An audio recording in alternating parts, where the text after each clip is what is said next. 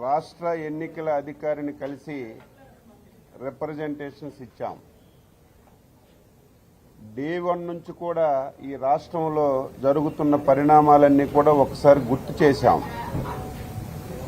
ఈ రాష్ట్రంలో ఎప్పుడు ఎన్నికలు జరిగినా సరే 5 కోట్ల మంది ప్రజలు ఈ ప్రభుత్వాన్ని, జగన్మోహన్ రెడ్డిని సాగనంపాలని చెప్పి సిద్ధపడిన విషయం తెలుసుకున్న తర్వాత ఎన్నికల విధానంలో మ్యానిపులేట్ చేసి ఓటర్ లిస్టుల్ని అవకతవకలు చేసి అధికార యంత్రాంగాన్ని, గ్రామాల్లో ఉన్నటువంటి వాలంటీర్లని, గ్రామ సచివాలయ సిబ్బందిని ఉపయోగించుకొని ఎన్నికల్లో లబ్ధి పొందాలని చెప్పి మొదటి నుంచి జగన్మోహన్ రెడ్డి ఒక ప్రణాళిక వేసుకుని వెళ్తున్నాడు. ఈ రాష్ట్రంలో ఓట్లు దొంగలు పడ్డారని చెప్పి నేను 3 సార్లు ఇదే ప్లేసులో ఇక్కడే చెప్పాను. మొత్తం ఈ రాష్ట్రంలో వాలంటీర్లను ఉపయోగించుకొని ఇంటింటికి వెళ్లి ఎవరు ఏ పార్టీకి చెందిన వాళ్ళు, తెలుగుదేశం పార్టీ, జనసేన, XY పార్టీలకు చెందినటువంటి వారి యొక్క ఇన్ఫర్మేషన్ తీసుకొని వాలంటీర్లు ఓట్లన్నీ కూడా ఎత్తేస్తున్నారని చెప్పి గత 1-2 సంవత్సరాల నుంచి చెప్తూ వచ్చాం. అంతటితో ఆగుతుందనుకుంటే రాష్ట్రంలో దొంగలు పడ్డారు ఓట్లకి. ఇప్పుడు ఏకంగా CEO కార్యాలయంలోనే ఓట్లు దొంగలు ప్రవేశించారు. ఎంత క్రిమినల్ మైండ్ అంటే ఇటువంటిది ఊహకే అందడం లేదు. CEO ఆఫీసులో ఎవరైతే పనిచేస్తున్నటువంటి సిబ్బంది, అందులో కొంతమందిని ఐపాక్ సంబంధించి, ఐపాక్ అంటే జగన్మోహన్ రెడ్డి ఎన్నికల వ్యవహారాలు చూస్తున్నటువంటి సంస్థ, ఆ సంస్థకి సంబంధించి కొంతమందిని CEO ఆఫీసులో పెట్టి ఎంటైర్ డేటానంతా కూడా తీసుకొని తెలుగుదేశం పార్టీ సానుభూతి పరుల ఓట్లు కానీ, లేకపోతే ఓటర్ యొక్క ఆధార్ కార్డు, ఫోన్ నెంబర్ తీసుకొని బ్లాక్మెయిల్ చేయడం కానీ, లేకపోతే ఆర్థికంగా లబ్ధి చేకూర్చి లబ్ధి పొందాలని చెప్పి ప్రయత్నం చేయడం అనేది చాలా దుర్మార్గమైనటువంటి వ్యవహారం. అదేవిధంగా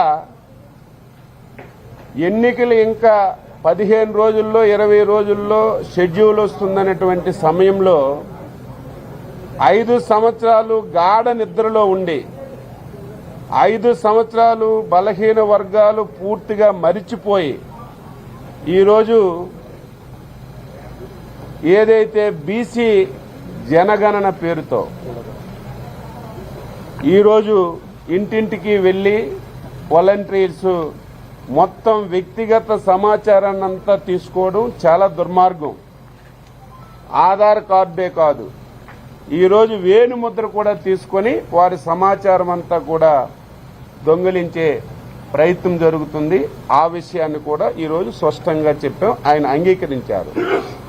మూడవది, మొన్నే ఫైనల్ లిస్ట్ ఇచ్చారు. అందులో ఎటువంటి తప్పులు లేకుండా వస్తాయని చెప్పి అనుకున్నాం. అందులో చాలా నియోజకవర్గాల్లో చనిపోయిన ఓట్లు తీయలేదు, డబుల్ ఓట్లున్నాయి, దొంగ ఓట్లున్నాయి, డోర్ నెంబర్లు లేకుండా ఓట్లున్నాయి. ఈరోజు కొత్తగా జగన్మోహన్ రెడ్డి ట్రాన్స్ఫర్లు మొదలుపెట్టాడు.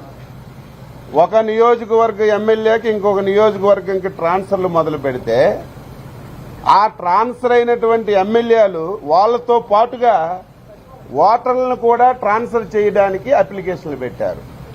ఎంత దుర్మార్గం అంటే, నిన్నటి వరకు ఒక నియోజకవర్గంలో ఉన్నటువంటి ఓటర్ని దొంగ డోర్ల నెంబర్లు పెట్టి ఈరోజు ఆయన ట్రాన్స్ఫర్ అయ్యాడు కాబట్టి ఆ ఓట్లను అక్కడికి ట్రాన్స్ఫర్ చేయాలని చెప్పి ప్రయత్నం చేస్తున్నారు. అవి విషయాలు కూడా ఈరోజు ఎలక్షన్ కమిషన్ దృష్టిలో పెట్టాం. దీని మీద ఇమీడియట్ గా చర్యలు తీసుకోమన్నాం. CEO గారి వెర్షన్ వేరేలా ఉంది. ఏదైనా ఒక రాజకీయ పార్టీ మాది, ఇంకా 50 రోజుల్లో ఎలక్షన్లు జరుగుతున్నాయి.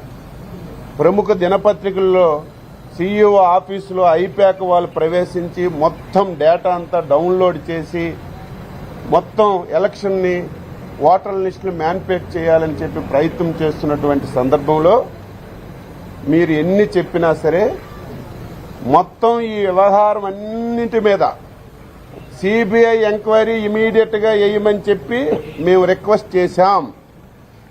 ఈరోజు ఉదయం మా పార్లమెంట్ సభ్యులు ఢిల్లీలో చీఫ్ ఎలక్షన్ కమిషన్ కూడా కలిసి ఇదే డిమాండ్ చేశారు. ఈరోజు మేము కూడా అది వాస్తవమా అవవాస్తవమా అని తెలియాలంటే తప్పనిసరిగా సిబిఐ ఎంక్వైరీ వేయాలి. ఇది చాలా దారుణం. ఇది ప్రజాస్వామ్యానికే పెద్ద గొడ్డలి పోటు.